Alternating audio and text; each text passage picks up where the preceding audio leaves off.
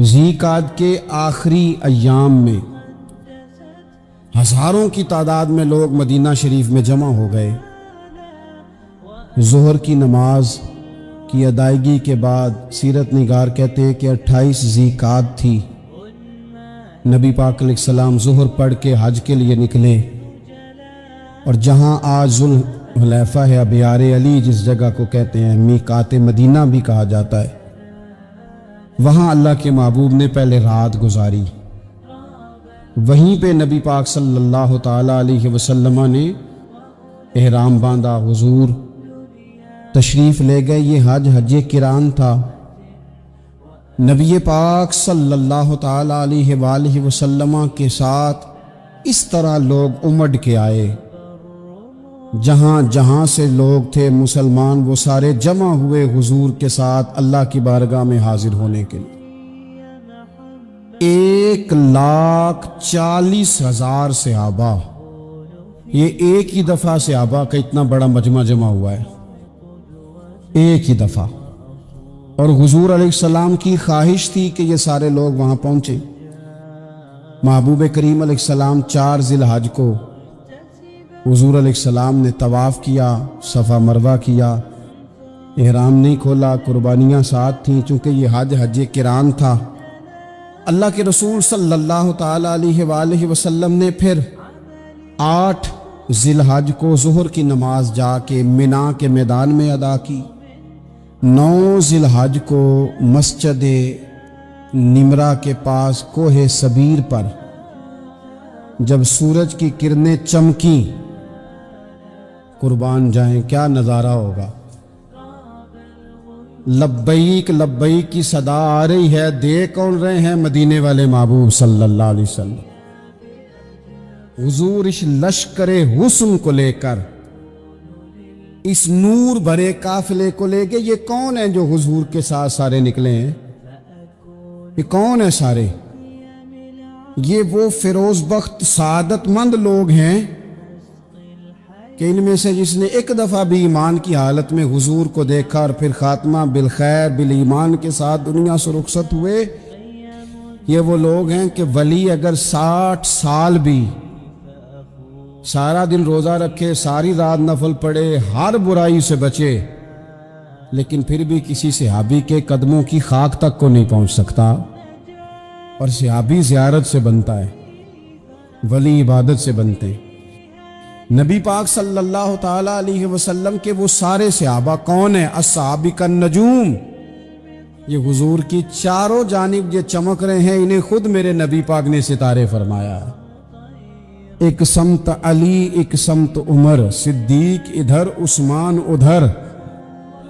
ان جگمگ جگمگ تاروں میں بھلا مہتاب کا عالم کیا ہوگا؟ اور ہر کوئی فدا ہے بن دیکھے تو پھر دیدار کا عالم کیا ہوگا؟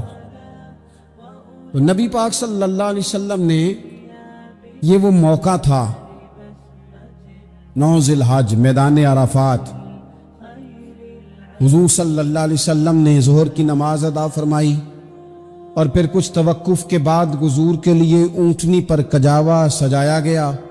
حضور اپنی کسوا نامی اونٹنی پر سوار ہوئے۔ میرے محبوب نے خطبہ دینے کا ارادہ فرمایا۔ رب کریم نے ارشاد فرمایا، الیوم اکملت لکم دینکم، آج میں نے تمہارے لیے تمہارا دین مکمل کر دیا ہے، مکمل ہو گیا دین، اس کے بعد کوئی اور دین نہیں آئے گا۔ اس آیت نے بتا دیا کہ حضور آخری نبی ہیں، دین مکمل ہو گیا، اب کسی اور پیغمبر کی، رسول کی، دین کی، کتاب کی ضرورت باقی۔ آج میں نے تمہارے لیے تمہارا دین مکمل کر دیا۔ اور کیا خوبصورت لفظ ہیں قرآن پاک میں، فرمایا وَأَتْمَمْتُ عَلَيْكُمْ نِعْمَتِي، اور آج میں نے تم پر اپنی نعمتیں تمام کر دی ہیں، نعمتیں مکمل کر دی۔ وَرَضِيتُ لَكُمُ الْإِسْلَامَ دِينًا، اور اللہ فرماتے ہیں میں نے تمہارے لیے دین اسلام کو پسند کیا ہے، یہ میری رضا ہے، یہ دین اسلام تمہارے لیے پسند کیا ہے۔ کوئی بندہ ساری زندگی مخلوق کی خدمت کرے، ساری زندگی رستوں سے کانٹے اٹھائے، ساری زندگی خیر کا کام کرے، کسی کو تکلیف نہ دے، لیکن اگر مسلمان نہیں نا، اگر کلمہ نہیں نہ پڑھتا، تو اس کی ساری عمر کی خیر بھی کسی کام کی نہیں۔ اس لیے کہ رب فرماتا ہے جڑ دین اسلام ہے، جڑ ہوگی تو پھر شاخیں قبول کی جائیں گی نا۔ تو اگر جڑ ہی سرے سے نہیں ہے تو خیر کرنے کا معنی، کچھ لوگ کفار کی، مشرکین کی تعریف کرتے ہیں کہ جناب بلے بلے اتنے ویلفیئر کام ہو رہے ہیں، تو یاد رکھو سب سے ضروری جڑ ہے۔ قرآن پاک میں رب تعالیٰ نے منافقین، مشرکین اور کفار کے اعمال کی بنیاد اس طرح کی بتائی ہے کہ جس طرح پتھر پر تھوڑی گرد پڑ جائے، ذرا ہوا کا جھونکا ہے یا بارش آئے تو پتھر صاف کا صاف ہو جاتا ہے۔ ان کے اعمال اس طرح کے ہیں۔ اس خیر کا کیا مطلب کہ جس خیر میں ایمان ہی شامل نہیں؟ جب تک بندہ مومن نہ ہو اس کا کوئی عمل بھی اللہ کی بارگاہ میں قابل قبول نہیں ہوتا۔ یہ آیت نازل ہو گئی، فرمایا دین مکمل ہو گیا۔ او میرے بھائیو، خدا را سوچو، کوئی شے مکمل نہیں دنیا میں، کوئی شے بھی۔ کروڑوں کا مکان بنا لو پھر بھی کوئی نہ کوئی نقص نکل ہی آتا ہے۔ کوئی دنیا میں شے مکمل ہے ہی نہیں۔ اگر کوئی شے مکمل ہے تو وہ مدینے والے رسول کا دین مکمل ہے۔ مکمل، جب ہم کہتے ہیں نا مکمل دین، تو لوگ سمجھتے ہیں تو شاید سادی سی بات ہے۔ یہ وہ والی بات ہے جو دنیا میں کہیں نہیں پائی جاتی۔ جب یہ آیت نازل ہوئی تھی نا، بخاری میں موجود ہے، ایک بہت بڑا یہودیوں کا عالم حضرت عمر فاروق رضی اللہ تعالیٰ عنہ سے کہنے لگا، یہ جو تم پر آیت نازل ہوئی ہے نا کہ دین مکمل ہو گیا، یہ اگر ہم پر نازل ہوتی نا، تو جس دن یہ آیت نازل ہوئی ہوتی ہم نے ہر سال اسی دن کو عید بنا لینا تھا کہ دین مکمل ہو گیا۔ الیوم اکملت لکم دینکم، دین مکمل ہو گیا، ہم تو عید بنا لیتے۔ تو حضرت عمر کہنے لگے ہم پر بھی بڑا فضل ہے، جس دن آیت نازل ہوئی تھی عرفہ کا دن بھی تھا اور جمعے کا دن بھی تھا۔ ایک نہیں دو عیدیں تھیں مسلمانوں کی، دو عیدیں تھیں مسلمانوں کی، دو۔ عزیز بھائی، دین مکمل اللہ نے دیا۔ اور حضرت عبداللہ ابن عباس رضی اللہ تعالیٰ عنہ نے تو ایک مقام پہ اس کا ذکر بھی کر دیا۔ جب ان سے کسی یہودی نے کہا نا یہ آیت ہمیں ملتی تو ہم عید مناتے، تو فرمایا تم ایک مناتے نا، ہماری دو تھی اس دن۔ جمعہ بھی تو مسلمانوں کی عید کا دن ہے نا۔ بہت سارے لوگ ہیں بیچارے جو کہتے ہیں اسلام میں عیدیں صرف دو ہیں، اور وہ بھی صرف پریشانی انہیں عید میلاد النبی والے دن ہوتی ہے، اس کے آگے پیچھے نہیں ہوتی۔ حالانکہ نبی پاک علیہ السلام نے کہا ہر جمعہ بھی عید ہے، خود حضور نے فرمایا، لیکن وہ اڑ جاتے ہیں کہ نہیں عیدیں صرف دو ہی ہیں۔ بھائی آپ یہ کہہ سکتے ہیں کہ اسلام کی معروف عیدیں دو ہیں، اپنے معنی اور مفہوم کے لحاظ سے جس کو یوم عید کہا جائے وہ عیدیں دو ہیں۔ نبی پاک صلی اللہ تعالیٰ علیہ وسلم نے میدان عرفات میں خطبہ دیا۔ یہ جو واعظ و نصیحت ہے نا، خطبہ، تقریر، یہ دنیا کر رہی ہے، کرتی رہے گی، کرتی چلی آئے گی، اور اس کو میرے نبی پاک علیہ السلام نے پسند فرمایا۔ خیر کی بات کرنے والے کو حضور نے دعا دی۔ محبوب فرمانے لگے اللہ جو میری حدیثیں یاد کر کے آگے پہنچائے اس کے چہرے کو تر و تازہ رکھنا۔ یہ ابلاغ دین بہت بڑی بات ہے اگر کوئی خلوص نیت سے کرے۔ لیکن کائنات ارضی میں وہ جو حضور کا خطبہ حجۃ الوداع ہے، وہ دستور ہے، وہ منشور ہے۔ انسانی حقوق پر اس سے بڑا چارٹر نہ پہلے کبھی تھا نہ قیامت تک دوبارہ بن سکتا ہے۔ اس کو خطبہ حجۃ الوداع کیوں کہتے ہیں؟ ایک تو مطلب یہ کہ حضور نے یہی آخری حج کیا، اور دوسری بات یہ تھی کہ اس خطبے کے تھوڑے ہی عرصے بعد میرے نبی پاک نے وصال ظاہری فرمایا، اور اس خطبے کو رسول پاک صلی اللہ تعالی علیہ وسلم نے شروع کہاں سے فرمایا؟ یہ خطبہ دیکھیں شروع کہاں سے ہو رہا ہے۔ انسان دنیا میں ملتا بھی ہے، جدا بھی ہوتا ہے۔ یہ جو جدائی کا وقت ہوتا ہے نا، جدائی کا، شاید بڑی سوچ سمجھ کے کہا تھا حضرت میاں صاحب نے، بڑی غور کر کے انہوں نے کہا تھا کہ دریا کنڈے روخ نہ لائیے، جو آوے روڑ جاوے۔ آپ میدان میں درخت لگاتے ہیں تو کبھی پھل گرتا ہے تو زمین پہ گرتا ہے، اٹھا لیتے ہیں۔ اگر دریا کے کنارے ہو تو وہ تو دریا میں گرے گا اور رڑ جائے گا، چلا گیا، بہہ گیا۔ فرمانے لگے دریا کنڈے روخ نہ لائیے، جو آوے رڑ جاوے، تے پردیسی نال نہ یاری لائیے، او دا جدوں دل کرے ٹر جاوے، وہ تو چلا جاتا ہے۔ یہ خطبہ شروع کہاں سے ہو رہا ہے؟ یعنی ابھی آغاز کلام ہے، بات آگے آئے گی، آغاز کلام ہے۔ میں کہہ چکا ہوں ولی شاید عبادت کر کے بنے، تقوی اختیار کر کے بنے، ولی اللہ کی حرام کردہ ہر شے سے اجتناب کر کے بنے، وہ جس میں شبہ ہے اس سے بھی بچے تو پھر ولی بنے۔ لیکن صحابی تو حضور کی زیارت سے بنتا ہے نا، نبی پاک کی زیارت سے بنتا ہے، اور صحابہ تو وہ صحابہ تھے جن کی ہر صبح عید ہوتی تھی، خدا کا قرب حاصل تھا، نبی کی دید ہوتی تھی۔ وہ تو اس طرح کا ماحول تھا کہ نبی پاک نے فرمایا حضرت ابو ہریرہ سے یہیں بیٹھے رہتے ہو، تھوڑا ذرا کبھی کوئی کام بھی کر لیا کرو، وقفے سے ملنے سے محبت بھی بڑھتی ہے۔ تو حضرت ابو ہریرہ اٹھے اور ستون کے پیچھے سے ہو کے واپس آ گئے۔ فرمایا آ گئے ہو؟ عرض کی حضور دل ہی نہیں لگتا تو جائیں کہاں؟ وہ جو حضور سے آ کے کہتے تھے نا یا رسول اللہ صلی اللہ علیہ وسلم، حضرت صوبان بن مالک، حضور نے فرمایا پریشان دکھائی دیتے ہو؟ کہا یا رسول اللہ ایک بات پریشان کرتی ہے۔ کہا وہ کیا؟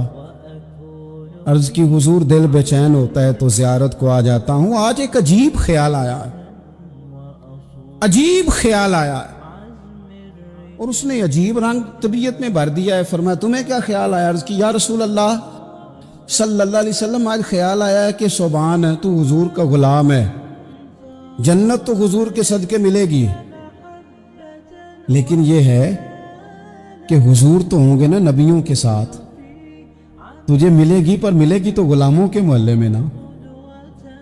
دل میں خیال آیا کہ وہاں زیارت بھی ہوگی کہ نہیں؟ او جنت میرے کس کاری جتھے یار نظر نہ آوے، زیارت بھی ہوگی کہ نہیں؟ حضور کی بارگاہ میں جب حضرت صوبان نے عرض کی تو رب کریم نے فرمایا محبوب جو تیری اور تیرے رب کی اطاعت کرے نا، اولئک انعم اللہ علیہم من النبیین والصدیقین والشہداء والصالحین، فرمایا ان کو اللہ نبیوں کے، صدیقین کے، شہداء اور صالحین کے ساتھ ہی جنت میں اکٹھا فرمائے گا، وہ اکٹھے رہے۔ تو جن کو تو جنت میں بھی حضور کی زیارت کے بغیر چین نہیں تھا، ان کو حضور نے خطبہ حجۃ الوداع شروع کرتے وقت پہلا جملہ پتہ کیا کہا؟ حضور اونٹنی پہ ہے، احرام باندھا ہوا ہے، 1,40,000 کم و بیش غلام سامنے کھڑے، عرفات کا میدان۔ محبوب فرمانے لگے پہلا جملہ، جو درد والے تھے وہ تڑپ گئے، یہ سارے درد والے تھے لیکن کچھ زیادہ مزاج شناس تھے۔ محبوب نے پہلا جملہ کہا، حضور فرمانے لگے لوگوں جس طرح آج اکٹھے ہوئے ہیں شاید اس کے بعد دوبارہ ہم اکٹھے نہ ہوں۔ پہلا اعلان ہی کر دیا کہ یہ تمہارے ساتھ جو آج خطبہ ہے نا، اس میں اشارہ دے دیا کہ دوبارہ نہیں جمع ہوگے، اگلا حج نہیں کرنا، بس ختم ہوئی بات۔ یہ آخری پہلی بات ہی حضور نے یہ بیان۔ اب وہ اتنے دل نرم ہو گئے حضور کی بات سن کے، آنکھوں میں آنسو اس طرح آ گئے، طبیعت کا ملان اتنا بڑھ گیا کہ ہر ایک کا دل کشکول بن گیا، ہر طرف سے آہیں اور سسکیاں ہیں کہ حضور کے وہ جملے یوں صحابہ لے رہے تھے جب آپ سے کوئی کہہ دے کہ بھائی یہ وقت بس آخری ملاقات کا ہے، تو پھر انہوں نے وہ تو حضور کی ہر بات ہی توجہ سے سنتے تھے، پر یہاں جو انداز بن گیا وہ انوکھا بن گیا۔ فرمایا شاید دوبارہ ملاقات نہ ہو۔ پھر میرے کریم محبوب صلی اللہ تعالی علیہ وسلم نے فرمایا جس طرح تمہارے لیے یہ شہر حرمت والا ہے، مکہ حرمت والا ہے نا، ایک نیکی کرو تو مکے میں 1,00,000 का सवाब हरम मक्का में। एक गुनाह करो तो वो भी 1,00,000 लिखा जाता है। हुर्मत वाला है, बड़ी इज्जत वाला है। फरमाया जिस तरह ये घर इज्जत वाला है काबा, जिस तरह ये शहर इज्जत वाला है, फरमाया जिस तरह आज का दिन हुर्मत वाला है। मुसलमानों, मैं तुम्हें बता के जा रहा हूं, तुम्हें समझा रहा हूं, इसी तरह मैंने तुम सब पर एक दूसरे के माल और इज्जत को हुर्मत वाला कर दिया है। और सहाबा को ना हुजूर ने पहले ये सबक पूरा, हुजूर ने पूछा, ये भी जरा कमाल है, ये बुखारी मुस्लिम की हदीस है।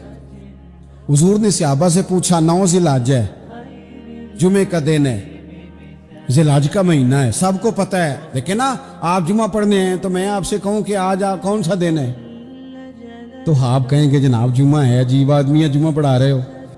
लेकिन जो सहाबा का अंदाज है वो और है। हुजूर ने पूछा, आज ये कौन सा महीना है?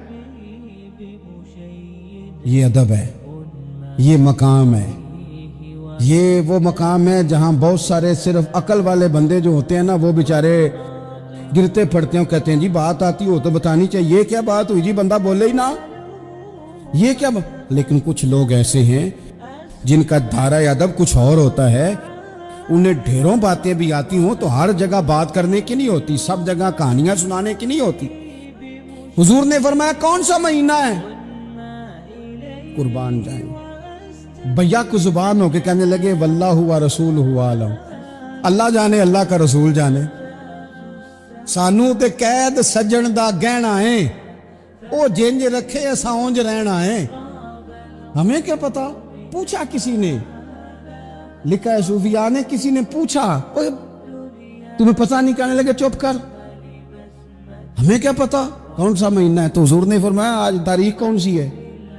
भाई साहब को पता था ना 9 ज़िलहज को ही आज होता है, कौन सी तारीख है? कहा वल्लाहु व रसूलुहु आलम, अल्लाह जाने अल्लाह का रसूल जाने। कुर्बान जाए। हुजूर ने पूछा दिन कौन सा है? सबको पता है जुम्मा है, कहने लगे वल्लाहु व रसूलुहु आलम, अल्लाह जाने और अल्लाह का।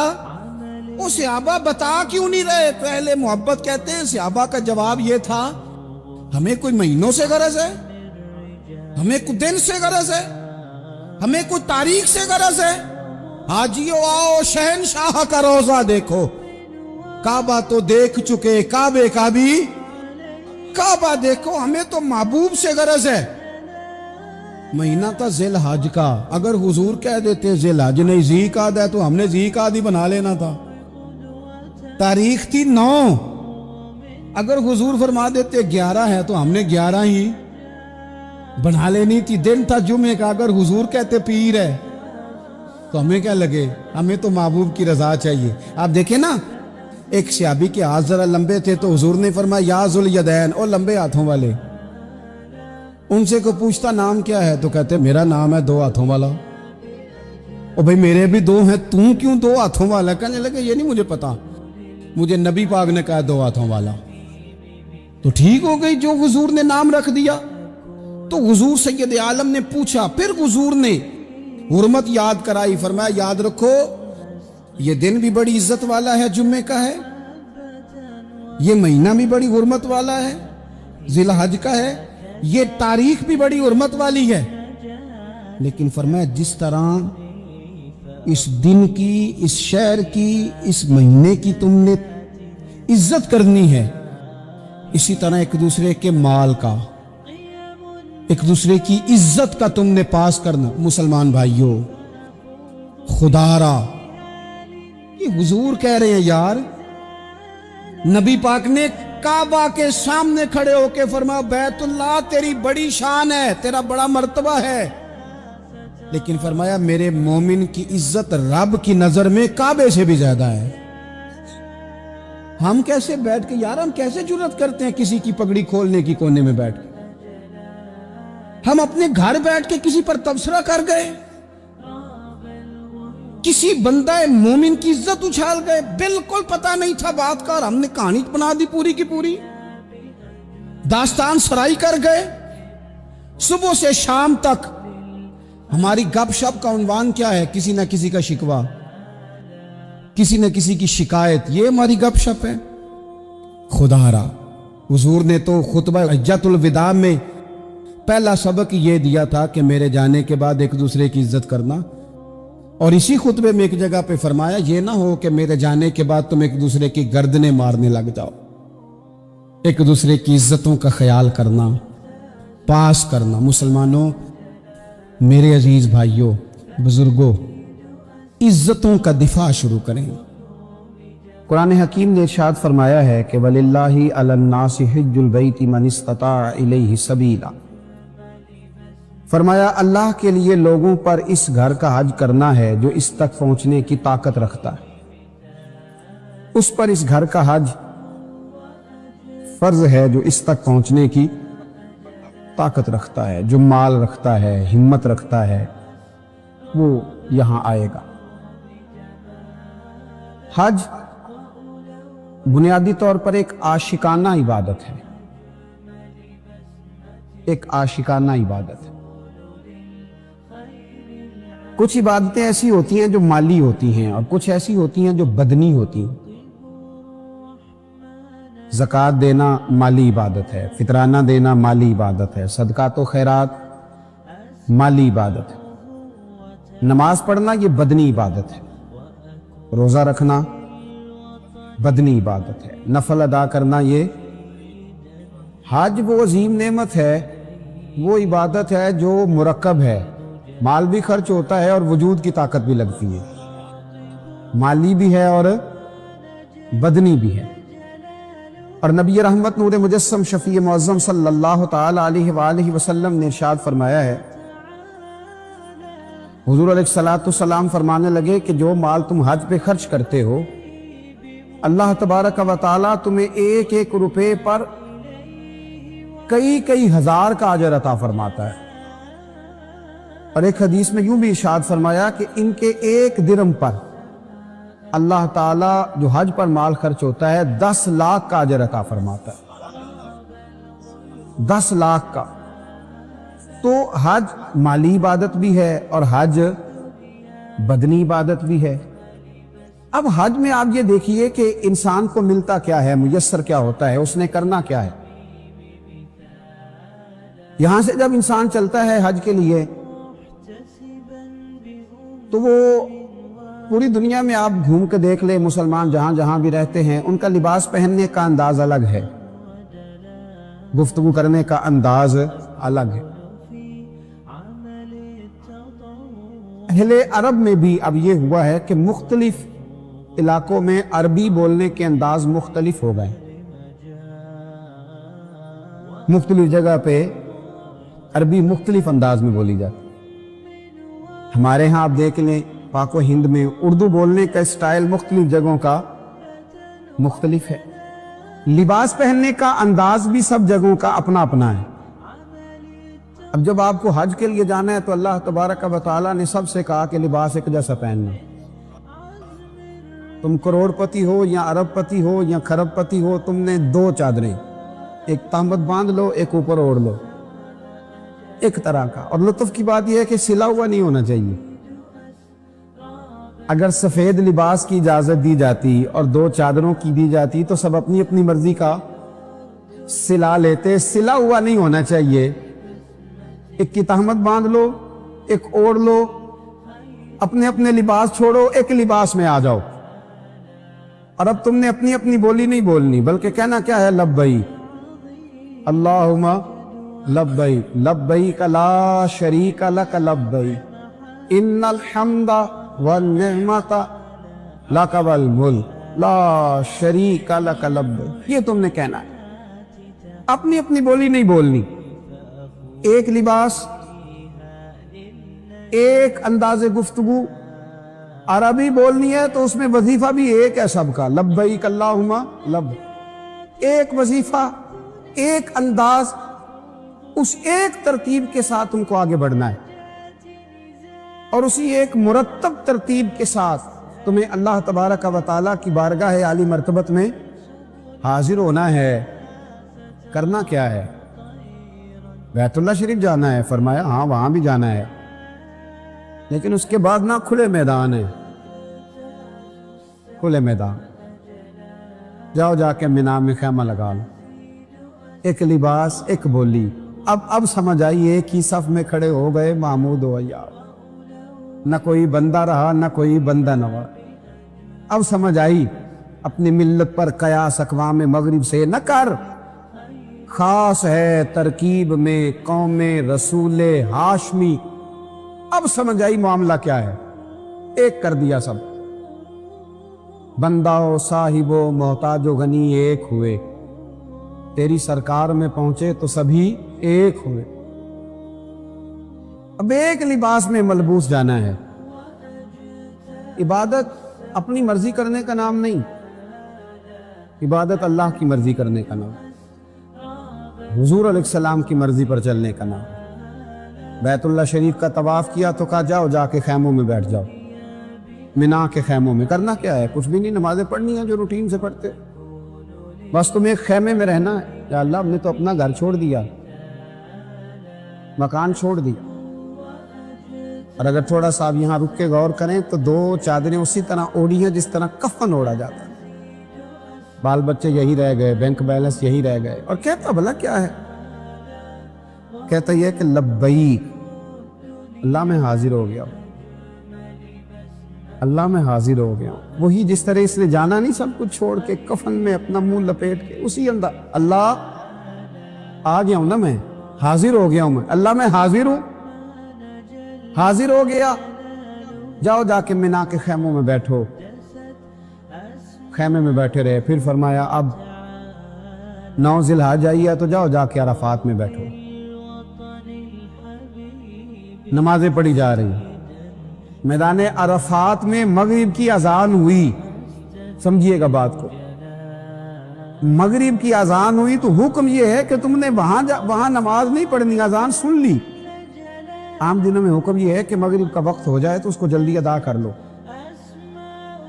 अब यहां बतलाया गया कि नमाज यहां नहीं पढ़नी, मुज़दलिफा में जाके पढ़नी। वहां जाते जाते शाह का वक्त हो जाता है।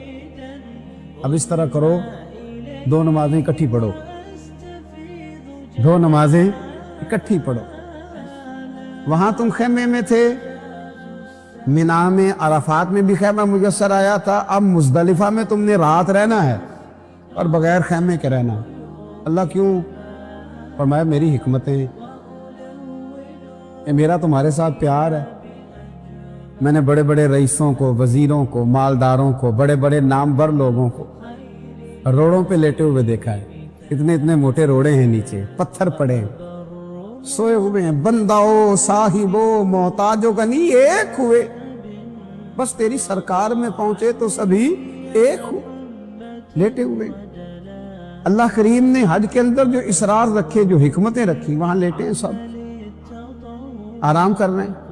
अब वहां से निकलो, अब क्या हुक्म है? फरमाया वापस आओ मिना में, शैतान को कंकर मारो, जमरात की रमी करो, मारो कंकर, एक दीवार बनी है उसे कंकर मारो, अल्लाह का दुश्मन जान के उसे मारो। अब तुम उसे मार करके निकले तो अब कुर्बानी दो, अब कुर्बानी करो। हाजी ने कुर्बानी की, जो तमत्तो हज वाला था उसने कुर्बानी करी। अब फरमाया इस तरह करो, ये मेरे दिए हुए बाल हैं, तुम्हारे सर पे ने मुंडवा दो। मुंडवा दिए। मालिक अब क्या करें? फरमाया अब जाओ जाके बैतुल्लाह का फिर से तवाफ करो। अल्लाह ये सारा क्या है? फरमाया मेरी तुमसे मोहब्बत है, तुम्हारी मुझसे मोहब्बत है। हजरत उमर फारूक रदी अल्लाह ताला अन्हु ना हजर